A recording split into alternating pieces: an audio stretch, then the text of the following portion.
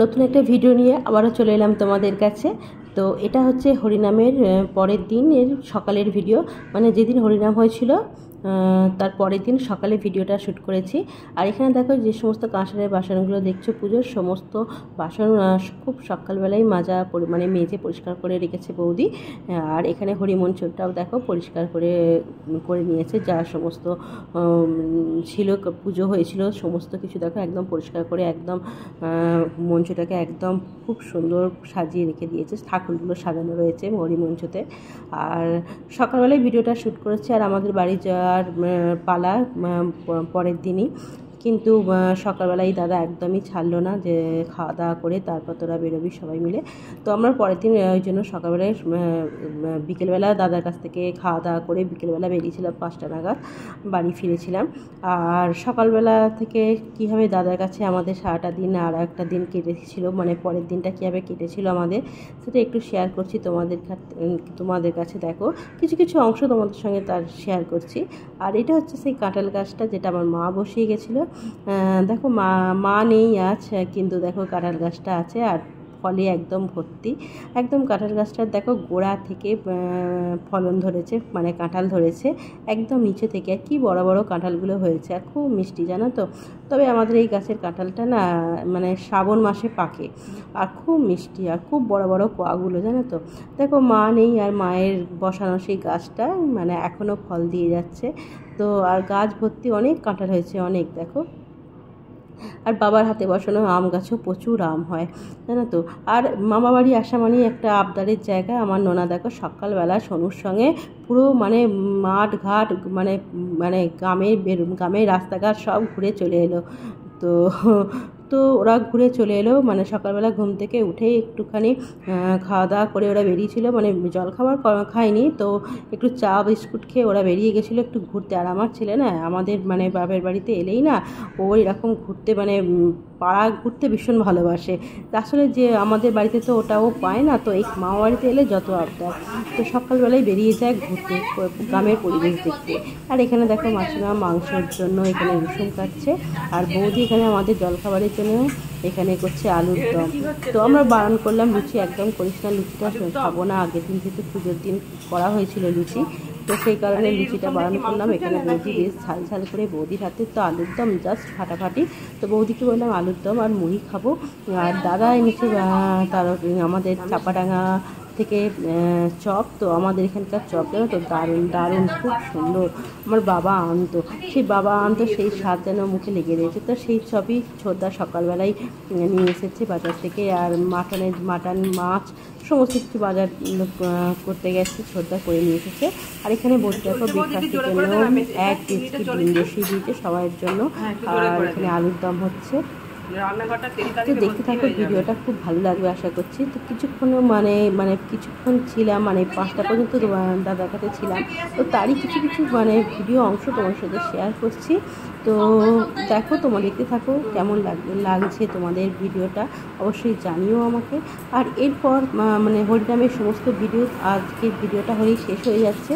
তো পরের দিন নিয়ে চলে আসবো আমি এর পরের ব্লগ। আমার আসছে আমার ডেলি লাইফ যে ব্লগ তোমার সাথে শেয়ার করতাম সেই ব্লগই আসবে এরপর থেকে। আর কোনো নেই, হরিনামের আর কোনো ভিডিও তোমাদের আর দেখানোর মতো কিছু নেই। তো আমরা তো আজকে বাড়ি ফিরে যাচ্ছি। আর এরপর আমার ব্লগ আসবে, তোমরা সব ব্লগগুলো দেখতে থেকো। মেশিনটা খুলে পরিষ্কার করে দেবে। তো এই যে বৌদি এখানে রান্না করছে আর বৌদির সাথে আমি গল্প করছি। আর আমার তো একটাই কাজ সকাল থেকে ভিডিও করা, তোমরা তো বুঝেই গেছো। আসলে আমাকে সেরকম কোনো কাজ করতে হয় না, দিদির কাছে গেলেও কোনো কিছু কাজ করতে হয় না, আর বৌদির কাছে এলেও কোনো কিছু আমায় করতে হয় না। আমার একটাই কাজ আর কি, হাতে ক্যামেরা নিয়ে ভিডিও করা। তো এই আর বৌদির হাতে আলুর দম তো জাস্ট ফাটাফাটি হয়। চলো দেখতে থাকো ব্লগটা তোমরা, আর বেশি আমি বক করছি না।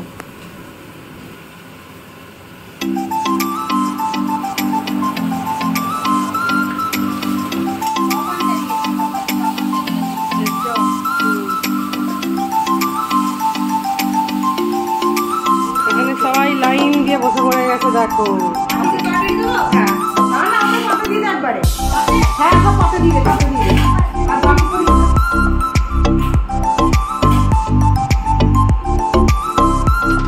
বলছিলিস চাপাডাঙ্গার চপ।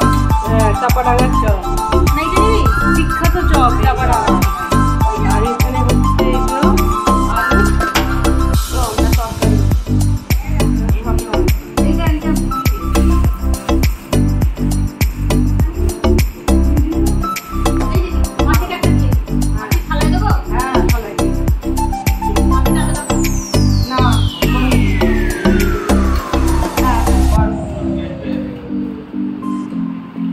তোদের একটা করে জলের বোতল দিয়ে রাখ।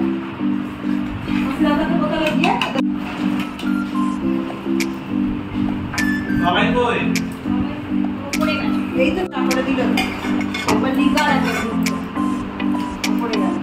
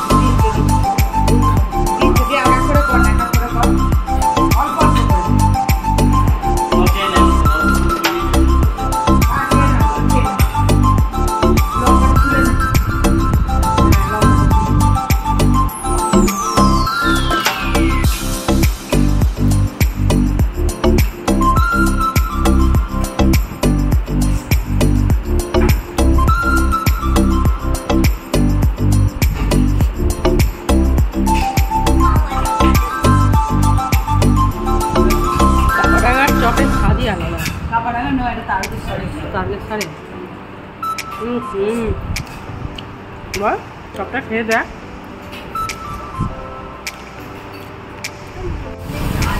পড়ে গেল।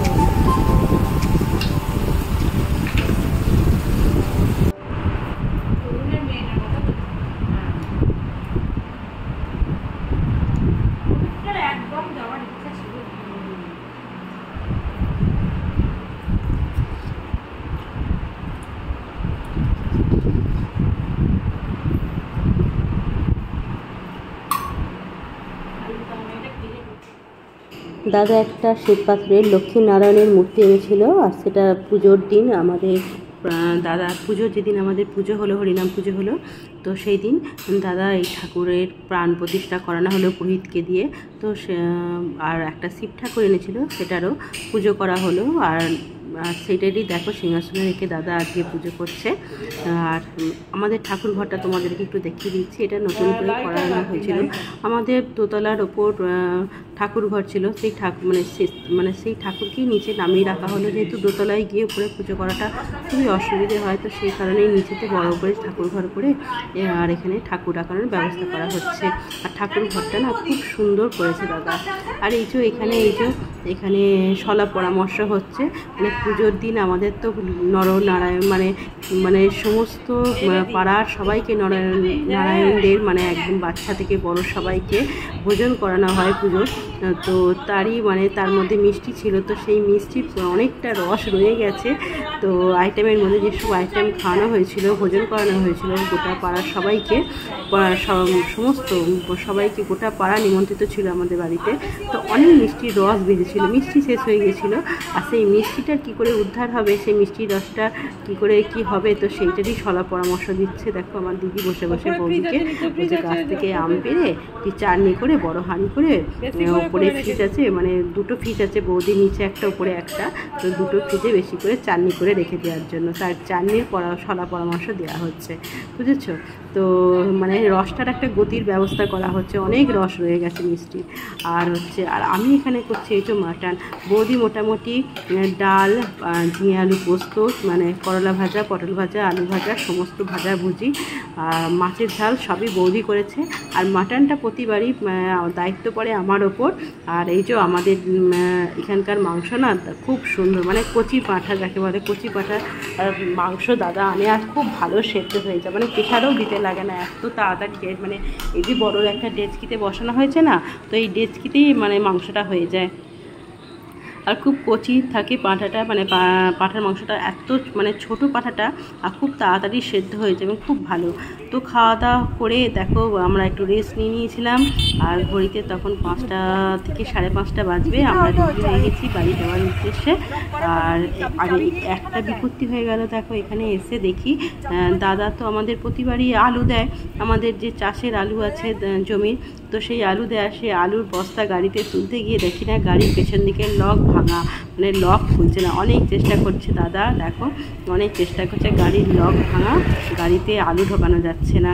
তো তারপর অনেকক্ষণ পর অনেক কষ্ট সৃষ্টে আমাদের পাড়ারই দাদারই এক মানে বন্ধু শ্রীকান্তদা, তো শ্রীকান্তদা আমাদের সেই লরির মানে লকটা তো ভেঙে গেছে, পেছনের লকটা গাড়ির, তো হাত ঢুকে কোনো রকমের লকটাকে খুলে তো তারপর আলুর বস্তা ঢোকানো হলো।